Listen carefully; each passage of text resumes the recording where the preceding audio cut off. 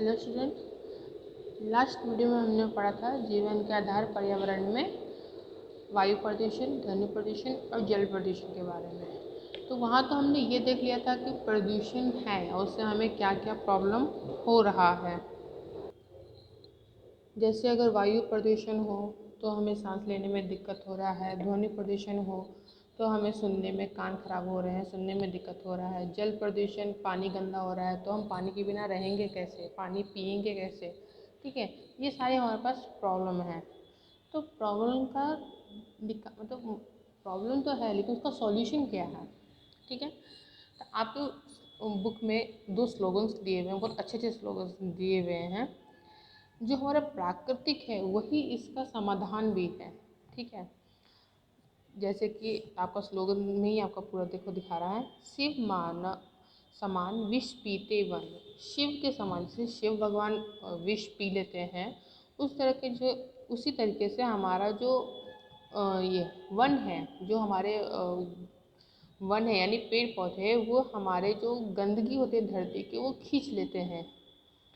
कामधेनु सा देत धन, गंदगी तो खींच लेते हैं हम, मतलब विष के उसके जो विष है हमारे आसपास जो विष है उसको धारण कर लेते हैं। अब प्लस कामधेनु सा देत धन, और हमको लेते हमसे कुछ नहीं है, सिर्फ देते ही देते हैं। हमें हवा देते हैं, स्वच्छ हवा देते हैं, जल स्वच्छ जल देते हैं, पानी भी, इवन जो पेड़ के जो जड़ हैं वो पानी को फिल्टर करते हैं। प्लस हमें जो खाद्य पदार्थ है जैसे फल फ्रूट सब हमारे पास वहीं से आता है, पेड़ पौधों से ही आता है, वन से ही आता है, वृक्षों से ही आते हैं, है ना।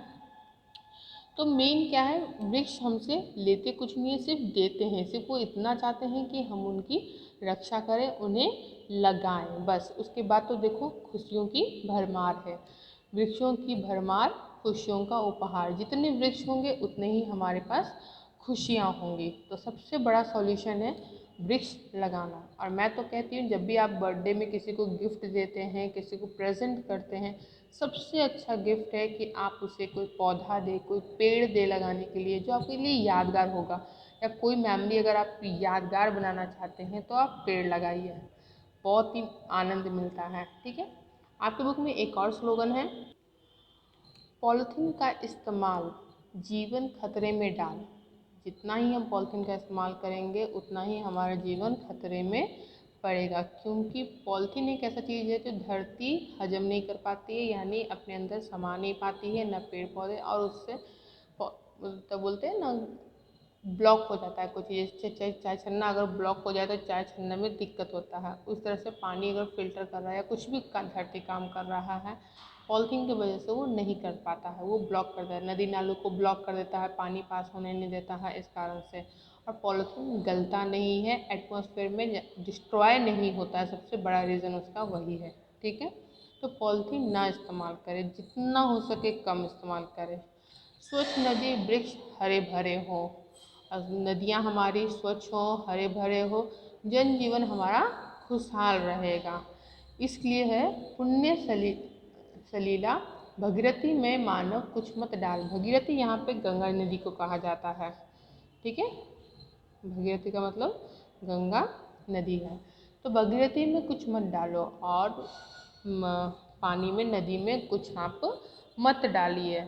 ठीक है, ये सारे सॉल्यूशन हैं। एक और सॉल्यूशन है, जैसे आप बोलोगे नाला का पानी जो हमारे घर से निकलते हैं, गंदे पानी निकलते हैं, उसका हम क्या करेंगे। तो उसके लिए हम लोग उसको धरती पे जब वो जाता है, धरती के अंदर जाता है, तो उसका भी एक उपाय है कि हमारे जो नाले का पानी है उसके लिए एक गड्ढा बनाए, उसको हम बोलते हैं सोख्ता गड्ढा।